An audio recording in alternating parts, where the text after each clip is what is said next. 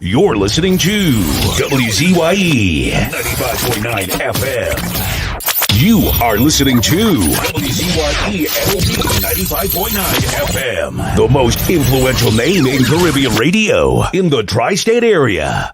Broadcasting from East Orange, New Jersey, the most influential name in Caribbean radio, WZYE 95.9 FM.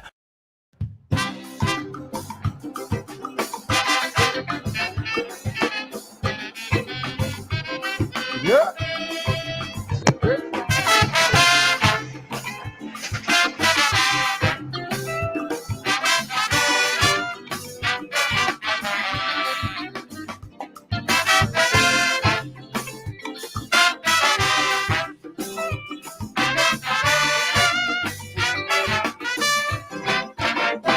I used to feel proud. I used to feel glad just to be born right here in Trinidad. The Caribbean Godfather, hand of chutney pan and soul. Like something gone wrong, my whole country turn upside down. Cause we feeling the pain, we feeling the strain. When would there be peace and love here? It's too much of talk and little action. Like we need the master to solve the situation. I'm feeling this strain. Yes, it's pain, driving the country insane. Oh.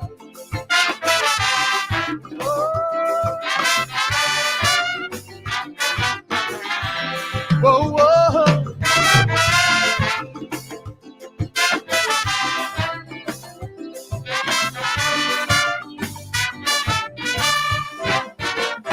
It's endless murders, robberies and rape, little children, seniors nonchalant. We promoting tourism, begging the tourists to come. Between you and me, those with eyes to see, let them see. Cause we feeling the pain, we feeling the strain. When would there be peace and love here? There's too much of talk and little action. Like we need the master to solve the situation. I feel the pain, I feel the strain. Yes, it's pain, driving the country insane. Did I know it? Whoa. Whoa, whoa.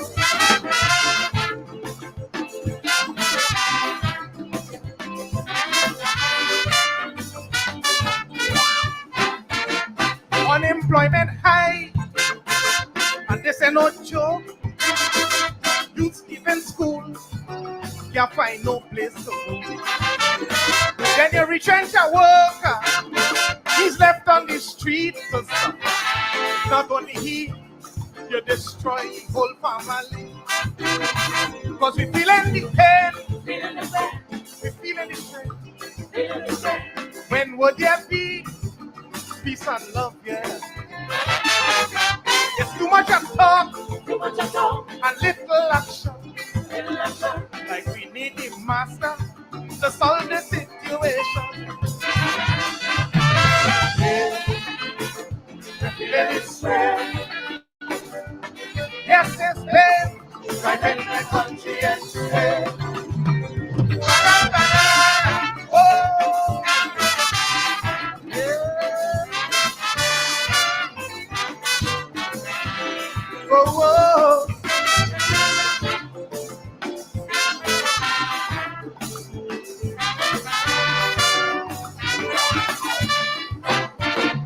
too much corruption right here in this land.